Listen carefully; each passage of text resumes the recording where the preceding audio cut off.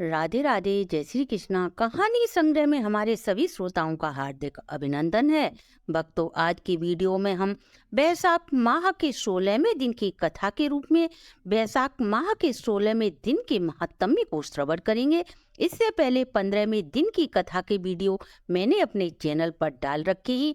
यदि किसी कारण मेरे किसी श्रोता बंधु ने इनका श्रवण नहीं कर पाया हो तो मेरे चैनल पर प्ले लिस्ट में जाकर संपूर्ण महात्म्यों को श्रवण कर बैसाख माह के पुण्य फल के भागीदार बन सकते हैं। आइए 16वें अध्याय को श्रवण करें। इससे पहले 15वें अध्याय में श्री श्रुत देव जी मैथिली नरेश से कहते हैं, मधुसूदन भगवान के प्यारे बैसाख माह का महात्म्य और भी सुनो राजा। यश बड़ा ही प्रतापी राजा था। वह प्रजा के हित को देखकर सदैव राज्य का संचालन करता था। उसके पूर्व जन्म के पाप के कारण उसका राज्य वैभव सब कुछ छिन गया। एक दिन दुखी हो वह अपने सदगुरु को याद करता है। तब उन्होंने उसे बैसाख धर्म करने की प्रेरणा दी। साथ ही कहा, तूने पूर्व जन्म में श्री हरि के प्यारे माधव मास में न ही हरि कथाओं का श्रवण किया और न ही उनके निमित्त दान धर्म किया। उसने गुरु की आज्ञा से बैसाख के सभी धर्म किए, जिससे उसका खोया राज वापस प्राप्त हो जाता है। उसे अपने ही समान 5 परोपकारी धर्मशील पुत्रों की प्राप्ति हो। भगवान श्री हरि विष्णु के प्रसन्न होने पर उनके चतुर्भुज स्वरूप के दर्शन होते हैं। आगे की कथा में श्री श्रुत देव जी कहते हैं, हे राजन, भगवान के दर्शन पाकर राजा अपने आप को धन्य समझता है और शीश झुकाकर श्री हरि को प्रणाम करता है। फिर भगवान के चरण धोकर चरणामृत का पान कर माथे पर लगाता है। इसके बाद बहुमूल्य आभूषण, चंदन आदि से परम परमेश्वर का पूजन करता है। फिर धूप दीप पुष्पमाला नैवेद्य सहित आत्मसमर्पण कर भगवान श्री हरि को प्रसन्न कर बोला, हे निर्गुण विश्वमूर्ते, आपके चरण बिंद पाकर मैं धन्य हो गया।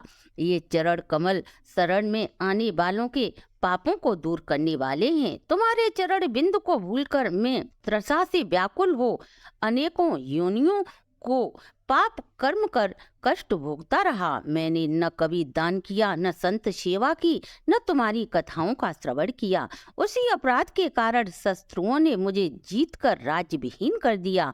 मेरे द्वारा गुरु का स्मरण करने से गुरु ने न मुझे दर्शन ही दिए बल्कि मुझे धर्म का अनुसरण करा, मुझ पापी का खोया हुआ राज्य वैभव भी वापस कराया।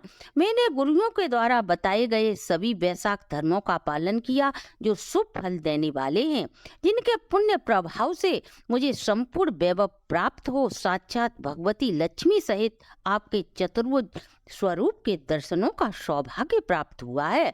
हे परमात्मा, संतों पर अनुग्रह करने वाले आपको कोटि कोटि प्रणाम है। हे जग निवास, हे देवेश, आप मुझ पर प्रसन्न रहें, जिसके कारण सदा आपके चरणों में मेरी प्रीति बनी रहे। हे प्रभु, पुत्र पत्नी तथा धन में मेरी आसक्ति न हो। मेरा मन सदा आपके चरण कमलों में ही लगा रहे। मेरी वाणी सदा आपकी दिव्य कथाओं को सुनने सुनाने में लगी रहे। मेरे नेत्र आपकी मूर्ति के दर्शन, कान कथा श्रवण करने और जिह्वा सदा आपके कमल गुणानुवाद करने में लगी रहे। नासिका चरण कमलों के मकरंद को सूंघने के लिए लालियत रहे। हाथ सदा आपके मंदिर की सफाई में तथा आपके प्रिय भक्तों को सुगंधित चंदन का लेप लगाने में लगे रहें। पैर सदा जहाँ भी हरि कथा हो उसी ओर ले जाएं। मेरी बुद्धि सदा आपकी वंदना करने में, कामना आपकी कथा में, मन बुद्धि में सदा आपके विचार आते रहें। साधु संतों की श्रेष्ठ संगत और आपकी लीलाओं के गान में मेरे दिन रात बीते। हे प्रभु, एक पल भी आपके प्रसंग बिना मेरा व्यतीत न हो। हे कमलापति, मैं संपूर्ण राज्य, पुत्र पौत्राद्य किसी की भी इच्छा नहीं रखता।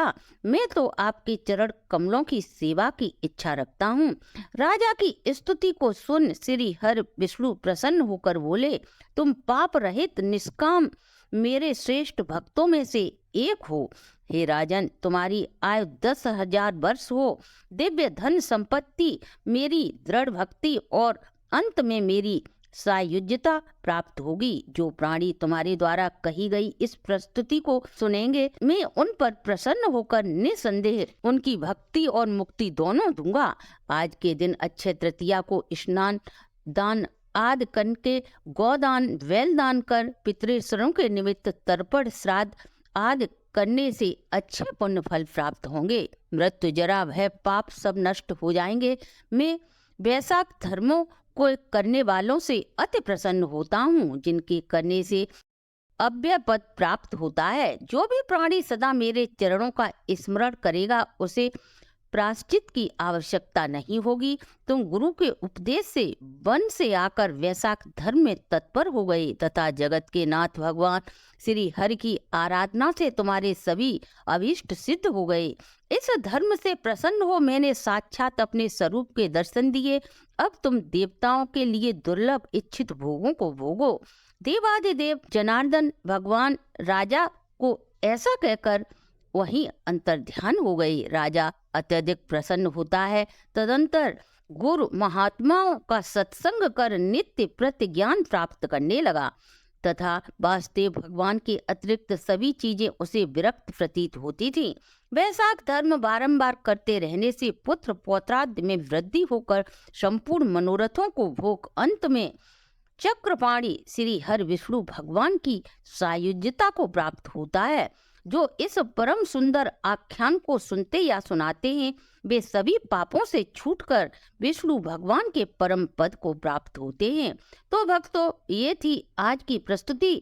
आप आपके परिवार पर सदा श्री हरि सहित भगवती लक्ष्मी की कृपा दृष्टि बनी रहे, इसी शुभकामना के साथ इससे आगे की कथा वैशाख माह के 17वें अध्याय में श्रवण करेंगे। अगर आपको हमारी प्रस्तुति अच्छी लगी हो तो आप हमारे चैनल को लाइक, सब्सक्राइब और शेयर करें।